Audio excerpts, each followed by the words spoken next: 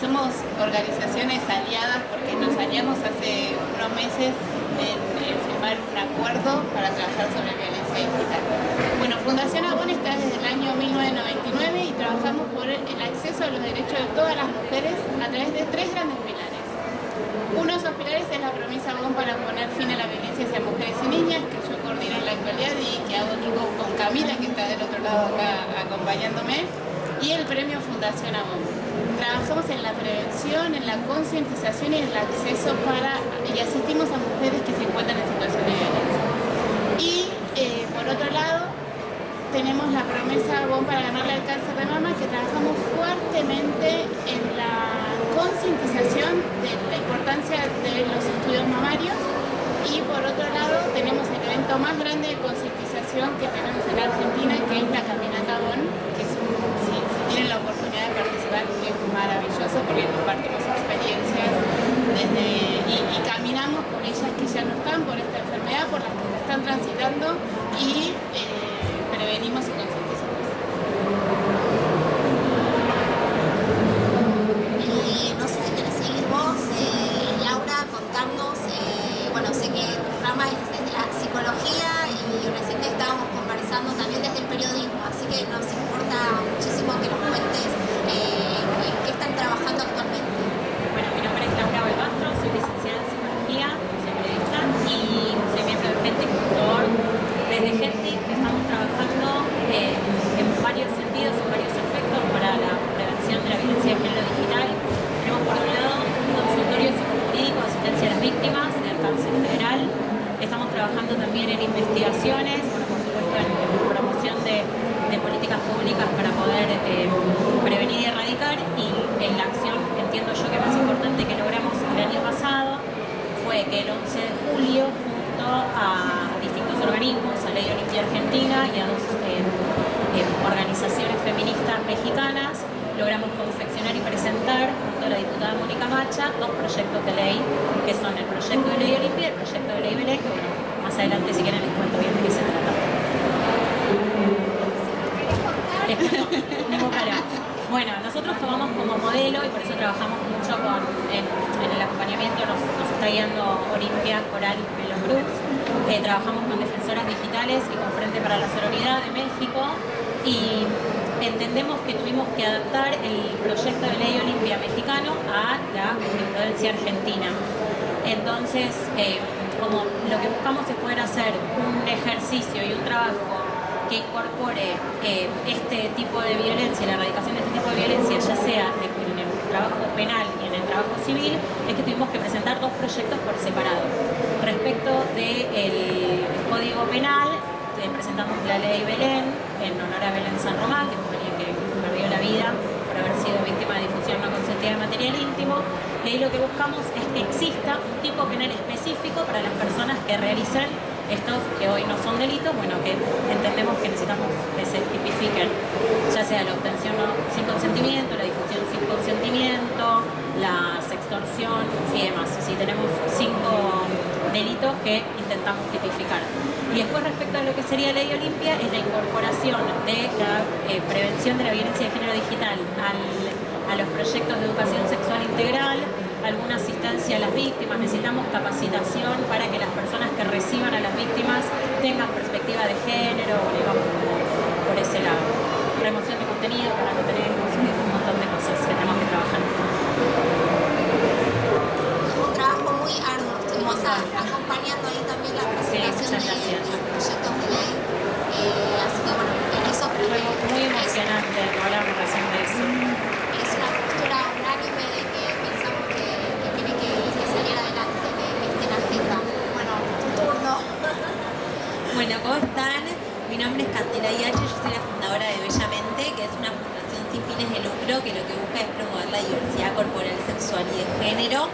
Trabajamos tanto desde la educación como desde la investigación para poner las distintas problemáticas sociales en números, y también a nivel comunicación tenemos una comunidad virtual de más de 270.000 personas que todos los días abrimos conversación, intercambiamos distintas opiniones, experiencias sobre distintos mandatos y cuestiones o construcciones socioculturales que están instaladas.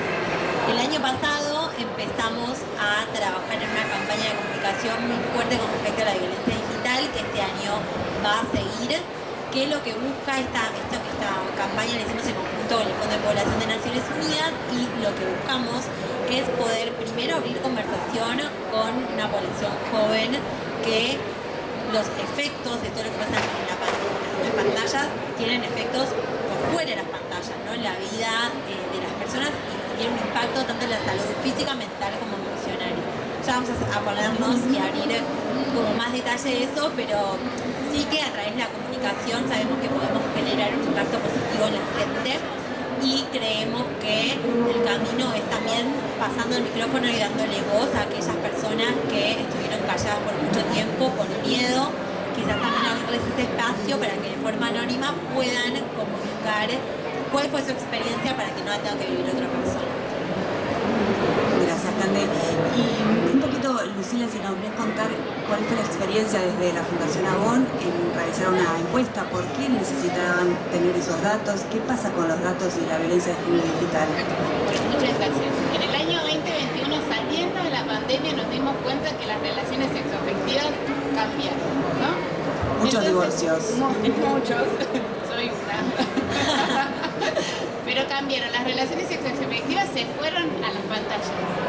Y nosotras, dentro de nuestra promesa, ¿qué hacemos? Capacitamos y hablamos todo el tiempo de consentimiento. Entonces ahí las compañeras trajeron, ¿no? Bueno, cuando hablamos del consentimiento en la era digital, uno de los resultados que nos arrojó la encuesta fue, bueno, ¿cambiaron las reglas? Sí, el 50% de las mujeres encuestadas nos dijeron cambiaron las reglas. Y que también otro de los datos que podemos traer es que 8 de cada 10 pedían el consentimiento a su pareja en ese momento para compartir, pareja sexoafectiva, ¿no? Para compartir imágenes. Pero cuando se paraban desde el otro lado, ese 8,10 nos decía que habían recibido imágenes sin su consentimiento. Entonces la importancia de poder hacer la pregunta correcta, y esto nos dio pie a hacer una campaña que se llama Si no hay sí es no. El sí es lo único que nos habilita que podamos hacer. O transmitir o validar, básicamente. El sí es la validación del otro y de la otra. Y con esto, en el 2021, en noviembre, en el marco de los 16 días de activismo, lanzamos esta campaña, que es una campaña que se descarga, y tenemos un manual de consentimiento ilustrado. Es una campaña hecha entre varios países de hispana, en la cual trajimos ilustradores e ilustradoras que estaban hablando de este tema. Por un lado, poder definir qué es el consentimiento en dibujitos, decimos nosotros, ¿no? En que esta campaña se pueda llevar a las escuelas, que se pueda conversar de la importancia de poder decir el sí. Después, las malas prácticas que tiene el no consentimiento, ¿no? Como traías vos. Hay muchas de las mujeres que tenemos el porcentaje de suicidio por una imagen que se ha enviado sin nuestro consentimiento. Y por otro lado, la importancia de la red. ¿Por qué tenemos que hablar? Y cuando vemos algo que no está bien, hay que levantar la mano y decir que no está bien. Ejemplos claves son los grupos de WhatsApp. Cuando en los grupos de WhatsApp hay una imagen que no tiene que estar recibida, que alguien ponga el freno. Y eso también hace que esto no se replique. Esta campaña está vigente en nuestras redes, así que la pueden ir a buscar directamente y es descargable, y lo que deseamos es que sea virable y que sea viralizable para todos los niños, las niñas, las mujeres que no pudieron levantar su voz, y la invitación a los varones que puedan decir no, esto no está más permitido en estos grupos. Una invitación, es una obligación. Laura, con el tema de GenTIC vienen, digamos, haciendo casos concretos. Me parece que estaría bueno como quizás resaltar algún caso concreto o cuestiones que habitualmente llegan, denuncias, digo, anónimas quizás, ¿no?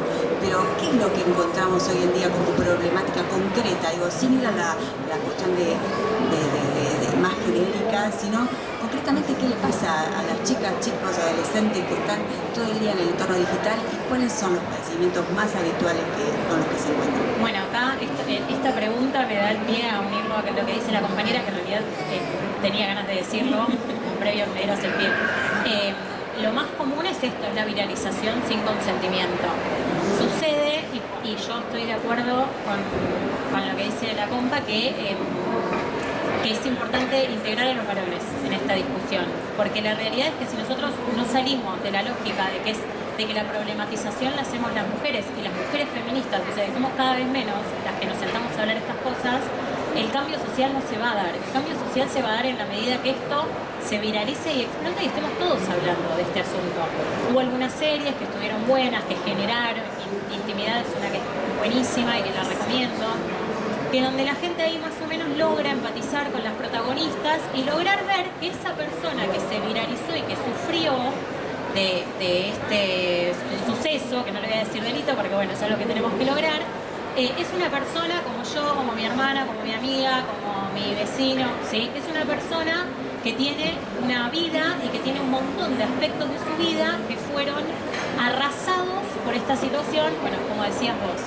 La realidad es que la difusión no consentida de material íntimo, si bien quien reenvía ese mensaje se desvincula porque dice, es algo que yo no hice nada, yo no agredí a nadie, yo no toqué a nadie, yo no abusé a nadie, yo no maltraté a nadie. Bueno, pero en ese reenvío, en esta falta de problematización, de decir yo recibí esto que está mal y que yo no sé quién es esta persona, ¿por qué yo estoy recibiendo esto? Donde yo no levanto la mano y digo, mira, a mí no me mandes porque me genera incomodidad. No me meto y permito que siga circulando. O peor, lo reenvío, estoy haciendo que la persona, y esto es lo que vemos en los casos, ¿no? Que la persona que es víctima de la viralización se vea cada vez más avasallada en su vida personal, laboral, económica, educacional, vincular, sexoafectiva, o sea, toda la vida de repente está arrasada porque pierden el control de decir quién me conoce. Yo estoy sentada acá y no sé quién de todas las personas que pasan me conoce desnuda porque mi foto viajó por el país. Realmente hay un daño psíquico, afectivo, moral, civil, de todos los aspectos que ustedes se imaginen, que es irreparable. Por eso es importante poder trabajar la frase lo virtual es real, porque en realidad en esto de yo no me meto, yo no hice nada, yo no toqué a nadie, no me hago responsable de que el daño que yo estoy haciendo es un daño real, que se puede llevar la vida de una persona. Hay gente que no tolera esta presión y a ver, una de las cuestiones más comunes es, bueno, tiene paranoia. ¿Es irracional esta paranoia? ¿Es una cuestión delirante? No, tiene sentido, tiene muchísimo sentido, que tenga miedo de salir a la calle, que deje de ir a trabajar, que deje de ir a estudiar. Entonces, bueno, lo que estamos viendo en los casos concreto, en todos los que recibimos, es eso, es que la persona de repente deja de usar las redes sociales, deja de salir de la casa, se empieza como a apagar su vida de a poquito. Entendemos que hoy en día la vida digital de las personas es todo. ¿Quién puede estar un día sin mirar el celular, sin estar en las redes sociales? Ahora, si a mí esto me genera un daño reversible, irreparable, y me voy a encerrar. Si yo me encierro, quedo fuera del mundo. Y eso Eso es lo importante, hacer red ahí, ¿no? Sí. Hacer red de que yo también puedo hacer red de alguien que no conozco cuando pongo el freno. Bueno, eso está buenísimo porque para eso están los grupos. Hay un grupo que recomendamos que es Ley Olimpia Argentina, que es un grupo que es de víctimas. Entonces nosotros cuando recibimos desde gente quizás una consulta que lo asistimos con Flor, que es nuestra abogada, y le damos como una contención psicojurídica a la víctima, automáticamente le recomendamos que se acerque a Ley Olimpia porque ahí se va a encontrar con chicas que vivieron lo mismo, que van a trabajarlo desde otra manera y sobre todo desde empatía y sororidad, el poder alojar a esta chica y que no se pierda. Sí, porque la realidad es que es real, pierden todo, pierden la vida. El aislamiento es como el primer camino. Creo que hay un punto importante en eso que marcan y es un poco el hacerse cargo, ¿no? Yo cuando iba al secundario reenvié news. Creo que a veces hay como que la problemática es algo, ¿no? Que alguien malvado lo hace. Cuando está naturalizado, yo me acuerdo que en el secundario una vez se empezó a difundir las fotos de una chica que iba al colegio y no hay una persona que dijo, che, dejemos de mandar esto. Se reenviaba porque era lo que se hacía y no se cuestionaba, no había un signo de pregunta. Entonces, también hacerse cargo de las cosas que hicimos, cuestionarlas, pensar si hay algo que podemos contribuir. A ver, claramente es irreversible, pero quizás es una disculpa o es algo, o es darle compañía a aquella persona y después decir, bueno, de ahora más mi compromiso es que cada vez que se manda una foto a un grupo de WhatsApp es un comentario y aunque quedemos aguafiestas, hagámoslo. Lo digo porque en por lo menos en mi generación, sigue estando naturalizado. Obviamente que hay ciertas personas en ciertos ámbitos que quizás empiezan a cuestionar y dicen, che, no está bueno estos mensajes, esto que el otro, pero la gran mayoría lo sigue reenviando. Mismo también las fotos que se usan para hacer memes, o sea, es infinito, más allá de todo lo que tiene que ver con las fotos sin consentimiento de desnudos o de fotos en poca ropa. Creo que hay un mundo enorme con respecto a los discursos de odio, que bueno, ahora seguramente vamos a poder hablar de eso, pero sí hacernos cargo creo que es el primer paso también para dejar de ver que es una problemática externa a nosotros. Sí, cuestionarnos, como decíamos, ¿no? Cuestionarnos que en realidad si hay algo que me da como cierta cosa rara es porque algo pasa. Sin duda, si nos duele la panza, Exacto. algo pasa. Y Cande, como para que nos cuentes un poquito también lo que hacen de Bellamente, y como justamente resaltabas recién de esto de que, bueno, la difusión generalmente se da y no se da quizás a la más bella, a la más linda, a lo que consideramos más lindo, o sea, esto de los estereotipos, ¿dónde está el foco hoy dentro del entorno virtual? ¿Qué es lo que se mira? Hay patrones, hay cuestiones que también nos podemos cuestionar. ¿Qué es lo que se está haciendo desde Bellamente? Que quizás puede ser interesante para que nos comentes. Bueno, por un lado, uno de los programas que hicimos el año pasado, junto con UNFPA, que era de Body Right, lo que hicimos fue capacitar a jóvenes en distintas provincias del país con materiales para que después sean ellos quienes puedan replicar esos materiales y llevarlos a otros grupos de jóvenes. En general participaban de esas capacitaciones líderes que ya trabajan con juventudes, pero que se estaban capacitando para poder después incluir en sus charlas, en sus capacitaciones, todo lo que tiene que ver con violencia digital. Así que eso nos parecía súper importante, esta pata de territorio, de que se empiece a abrir conversación por fuera de las pantallas, porque a veces queda como solo en las pantallas y creo que también es importante poder salir de ahí. Después hicimos una campaña de comunicación muy fuerte que justamente tenía que ver con el reenvío de fotos sin consentimiento, pero también incluimos otros aspectos de la violencia digital, que es el que más nos interpela desde Bellamente por la relación que tiene con los estereotipos de belleza y tiene que ver con los discursos de odio, ¿no? Los discursos de odio están en distintas etapas de la vida.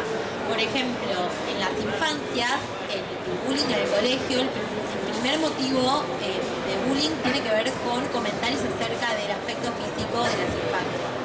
Eso nos muestra que cuando se pasa el bullying al ciberbullying, cuando empieza a estar adentro de la pantalla, cuando empiezan a hacer dinámicas que se dan a cualquier hora, desde cualquier lugar, incluso desde el anonimato, esto hay que resaltarlo porque creo que estas características de la violencia digital son las que hacen que sean tan heavy trabajar, combatir, prevenir. Bueno, entonces vemos que en el ciberbullying los comentarios, las burlas también están relacionadas al aspecto físico. Después cuando vemos, no sé, por ejemplo, una política, sobre todo las mujeres que hacen política o activistas o referentas, a la hora de criticarlas no se les critica como piensan, no se les critica alguna medida que hayan tomado. Lo primero que se critica es su cuerpo, ¿no? Entonces hay muchos discursos de odio que están relacionados a marcar con el dedo aquello que no entra en la hegemonía, sea con textura física, color de piel, sea la edad también, porque hay mucho también este mandato de juventud eterna. Entonces es muy interesante ver también cómo las mujeres se nos ponen en un lugar de objeto y en vez de hablar de nuestras capacidades se nos reduce a cómo nos vemos más que lo que hacemos.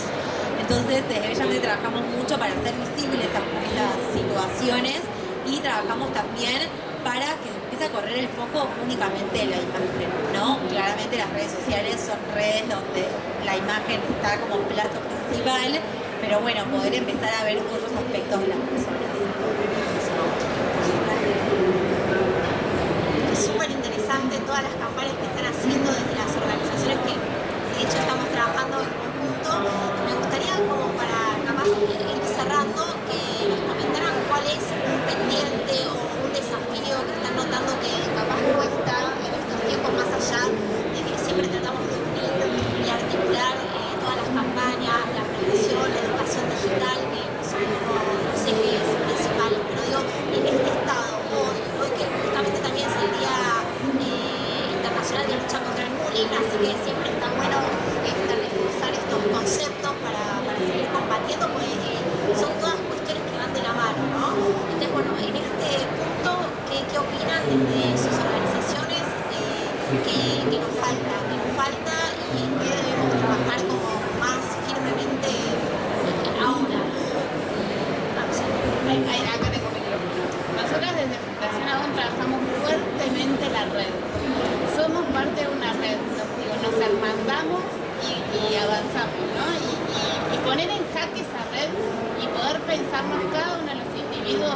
podemos acompañar a otra mujer que está atravesando una situación de violencia, ya sea digital o cualquiera de los tipos que tenemos, es el trabajo que hacemos día a día, básicamente.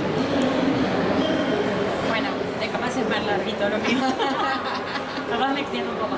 Nosotros estamos trabajando en distintos ejes. Por un lado, fundamentalmente necesitamos que salgan las leyes, así que quienes nos puedan acompañar en poder solicitarles a los diputados que podamos sancionar esta forma de violencia, pero no solo apelando a la sanción, sino también apelando a la comunicación y a la educación, ¿sí?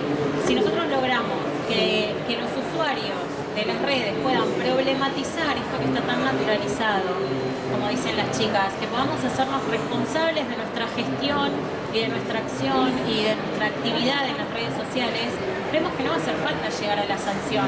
Entiendo yo que una vez que se hace como la asistencia a la víctima, ya llegamos tarde, ya es víctima.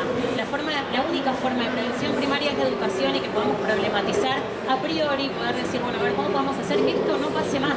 Para que esto no pase más, bueno, tenemos que hablar un montón de estos temas.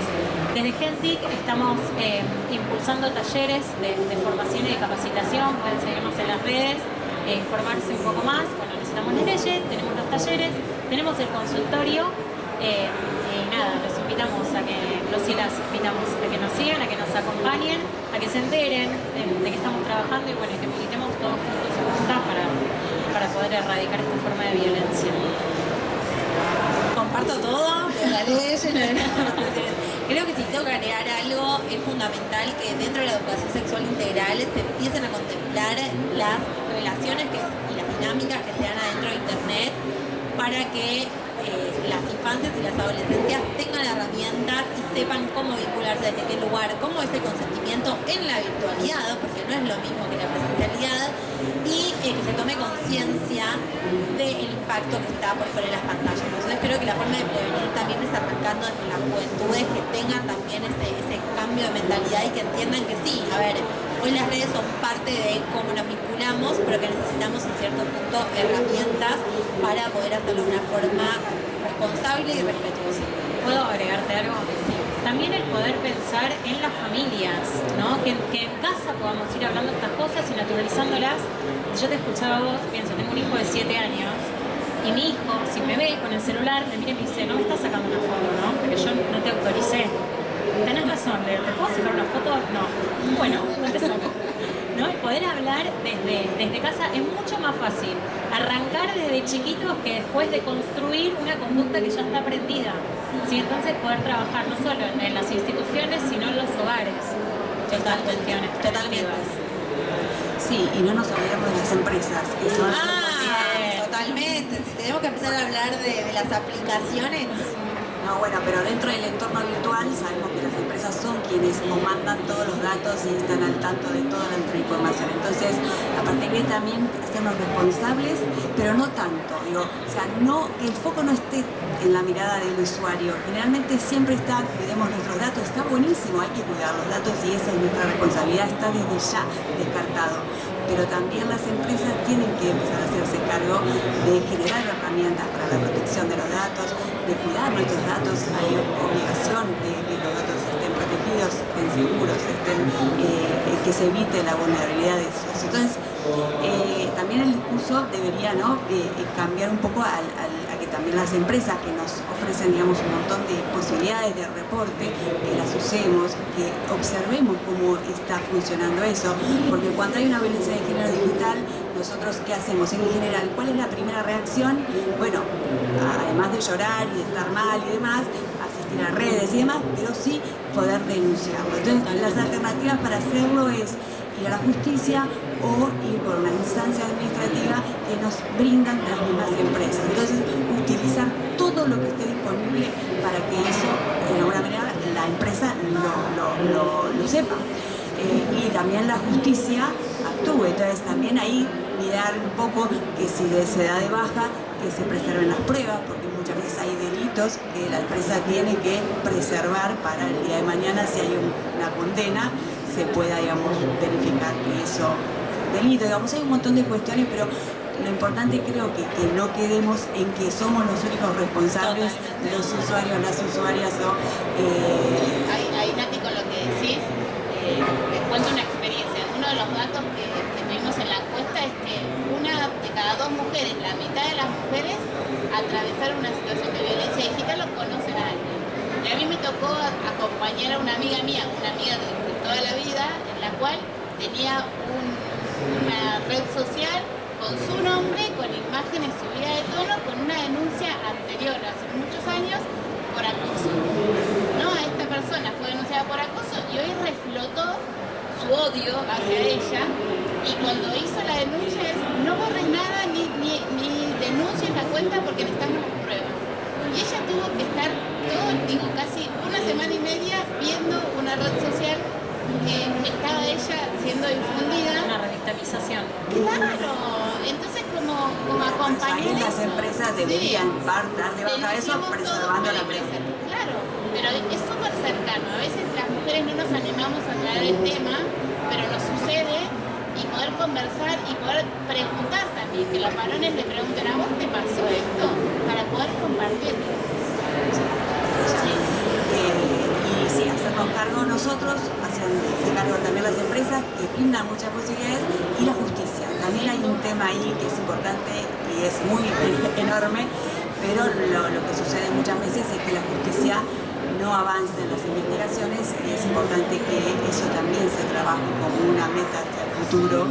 Que podemos hacer muchas guías, podemos hacer muchas charlas como esta, pero sin embargo, si no tenemos respuesta de quienes tienen que a lo mejor hacer un oficio para que la empresa preserve la prueba, para que se dé de baja, digamos, hay cuestiones que indefectiblemente la justicia tiene que estar al tanto, y hoy en día es bastante escasa la acción de la justicia. No, hay mucha gente comprometida, pero sí hay mucha gente que desconoce. El desconocimiento es un problema hoy en día de estos temas.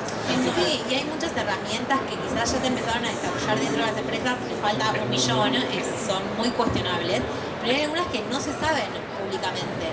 Por ejemplo, el poder reducir las palabras que las personas te comentan. Bueno, hay un montón de herramientas dentro de redes sociales, pero que la gente no las conoce, entonces están más hechas para resguardarse que para generar un impacto. Y creo que es súper importante lo que vos decís, porque claramente esta es una problemática social sistémica, se necesitan soluciones que contemplen que es una problemática que tiene varias aristas y que no es únicamente que la gente cambie, pero sí que la violencia de género que estaba en la presencialidad, las interacciones cara a cara, se mudaron a la virtualidad, y que hoy en día tenemos que ver también cómo estamos atrasados, ¿no? Porque muchas veces se piensa: no, hubo un montón de avances. Bueno, entra un ratito a mi algoritmo, lo vas a decir. Entonces creo que también es importante ver cómo las sociedades van mutando, las sociedades van mutando, y con las herramientas tecnológicas también, pero que hay una constante que es la desigualdad de género, y que con la violencia digital se ve. Se incrementa, porque o sea, es lo que vemos aparte hay pruebas, muchas más pruebas. Y como decía Flavia, desafíos y demás, y prevenciones, ¿no? Porque esto lo va a ver mucha gente, después va a quedar en redes sociales, digamos. ¿Y cuál sería una prevención hoy concretamente para una niña, un niño, un adolescente? Digamos, ¿cuáles serían para ustedes o para cada una de ustedes lo que debería tener en cuenta sin dejar de hacer su vida como quiera, pero cuáles serían, digamos, como para empezar a cuidar un poquito más sus datos personales y evitar de alguna manera la violencia de género digital? ¿Conocen alguna herramienta? ¿Hay alguna funcionalidad que quieran recomendar? Eso sería capaz que útil. Hay una guía de Chicos.net que habla sobre el cuidado que se puede tener a la hora de usar distintas aplicaciones con infancias. De hecho, esa guía la desarrollaron para trabajar con madres y padres, y la súper recomiendo porque está buenísima, está muy detallada las herramientas que hay internamente para poder prevenir. Así que, chúmenla.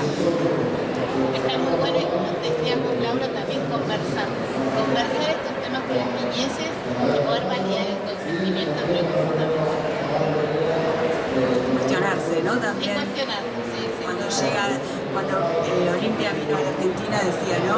Si dejamos de compartir esos packs, es decir, los hombres que muchas veces hay tanta hipocresía, ¿no? Que muchos están en el Sí, uno de los discurso, pero datos después que... comparten packs. Uno de los datos que compartió Olimpia cuando estuvo fue que ella lo constató y lo está investigando y demás. En este momento en Argentina hay 2.500 grupos de Telegram que se comparten fotos que están siendo difundidas sin consentimiento.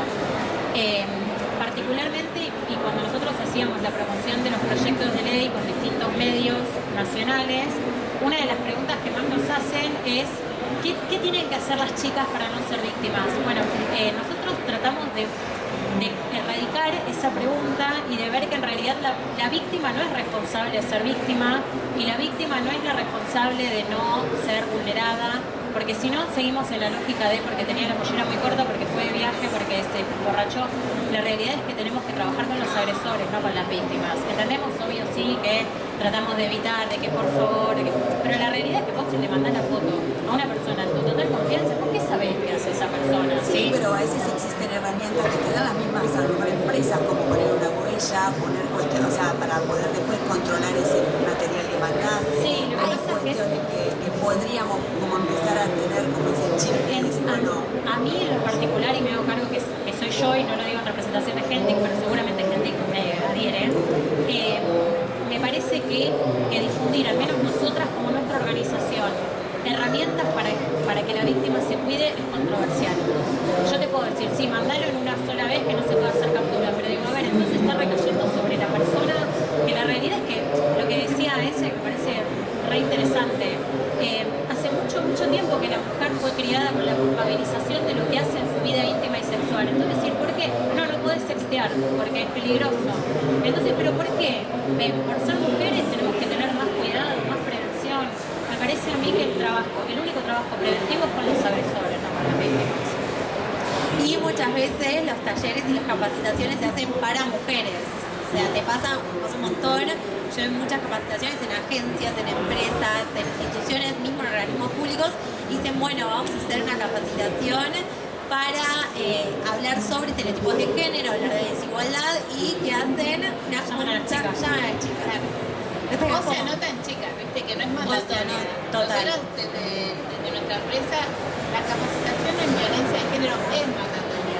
Y tomar decisiones también en las empresas o las organizaciones que nos convocan es un punto para erradicar todos los tipos de violencia. Que sea mandatorio, que suma a tu expertise en tu rol. Bueno, la verdad es súper interesante todos los aportes, la charla que se arma. Yo me quedé con algunas palabras que fui anotando, si quieren me suman, pero como a modo de cierre, capaz que está bueno, ¿no? La red es fundamental en la vida, digo, ¿no? Siempre tener una red, tener alguien a quien recurrir cuando nos pasa algo, más cuando son casos de difusión de imágenes, violencia digital, en todos los aspectos que conversamos. Las leyes las necesitamos, y siempre la prevención, pero también necesitamos las leyes para que haya denuncias, se puedan gestionar con perspectiva de género en la educación digital, ¿no? En la educación que es el pilar fundamental, y sabemos que lo virtual es real, y en todos los ámbitos creo que tenemos que estar en esta misma sintonía, ¿no? Prevenir, tener la red, en caso de que nos decíamos a denunciar o no, pero siempre tener la red, y si tenemos leyes fuertes y que la justicia es eficiente, muchísimo mejor. Pero bueno, no sé si quieren agregar algo más. Yo sí, a dos cosas. Al resumen perfecto que hiciste, agregaría frenar la cadena de difusión, sumamente importante, y también en el acompañamiento de las víctimas, hacer un acompañamiento empático y de contención real y de desdramatización de su culpabilización, porque la realidad es que lo que mantuvo sana y salva a Olimpia, y ella lo cuenta en su relato, es que se encontró de toda la gente que la señaló con alguien que la abrazó y le dijo, bueno, pará, estas cosas pasan, o sea, no hiciste nada malo, la mamá, todo el mundo tiene relaciones sexuales, vení, vamos juntas, y ahí ella empezó su lucha, y a partir de su lucha empezó la lucha de un montón de otras mujeres. Entonces, si nosotros nos abrazamos desde el sentido de, bueno, te está pasando esto, que no se va a terminar tu mundo, que lo estamos trabajando también mucho en el consultorio. Esto es tremendo, lo que te está pasando es tremendo, es muy grave, pero no es el fin de tu vida. Esto, si lo trabajamos bien y en equipo y en red, va a ser una anécdota más y vos vas a estar bien, vas a poder volver a tu vida con todo lo que te mereces vivir y con tu dignidad y con todos tus derechos intactos. Entonces eso es lo que me parece que le tenemos que decir a las personas.